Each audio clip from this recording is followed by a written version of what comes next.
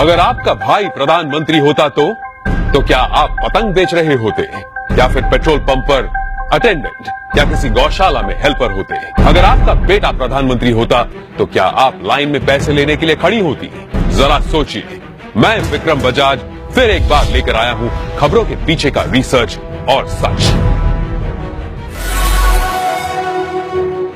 इस देश में परिवार में एक बंदा पॉलिटिक्स में जाए तो परिवार में दूर दूर तक सारे के सारे पैसों के ढेर में खिलते हैं।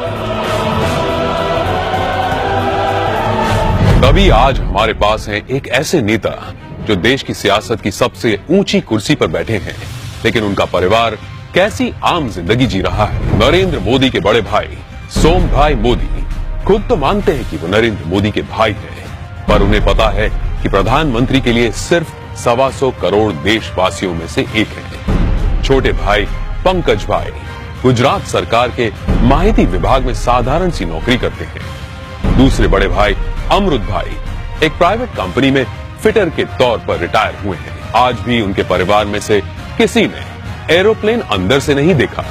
मोदी जी के दूसरे छोटे भाई प्रहलाद मोदी एक फेयर प्राइस शॉप चलाते हैं। उनकी 95 साल की माताजी नोटबंदी के बाद पैसे निकालने के लिए खुद लाइन में खड़ी दिखी थी।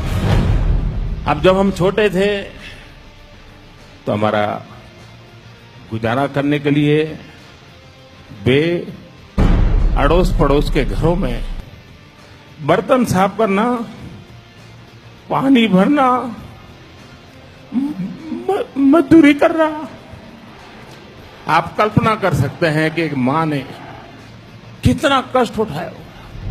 नरेंद्र मोदी के चचेरे भाई अशोक भाई 8 बाय 4 फीट के किराए की दुकान में पतंग पटाखे और नाश्ते बेचते हैं। बड़े चचेरे भाई भरत भाई एक पेट्रोल पंप पर अटेंडेंट है और उनकी पत्नी रमीला बहन बड़नगर के अपने छोटे से घर में ही खाने का सामान बेचती है। मेरे देशवासियों, मैंने घर, परिवार, सब कुछ देश के लिए छोड़ा है।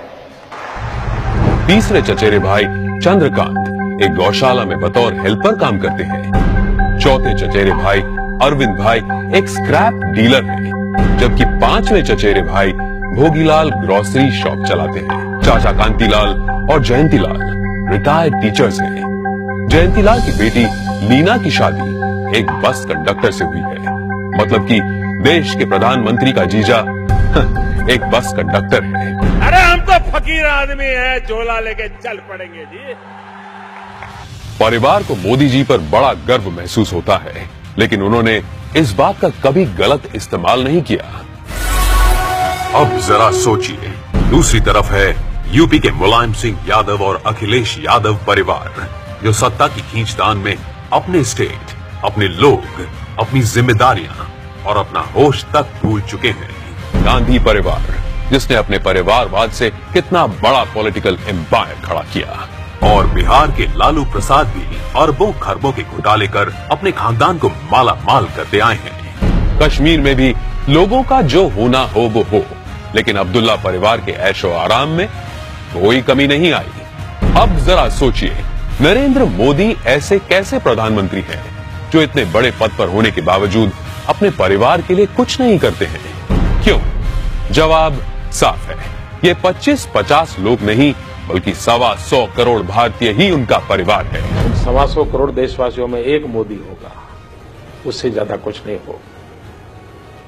अपने आप को पूरी तरह खपा दूं, आहूत कर दूं, तो उससे बड़ा जीवन का आनंद क्या होगा? जरा सोचिए, क्या देश को ऐसा निस्वार्थ प्रधानमंत्री कभी मिला है या तो कभी मिलेगा? ये जरा सोचिए।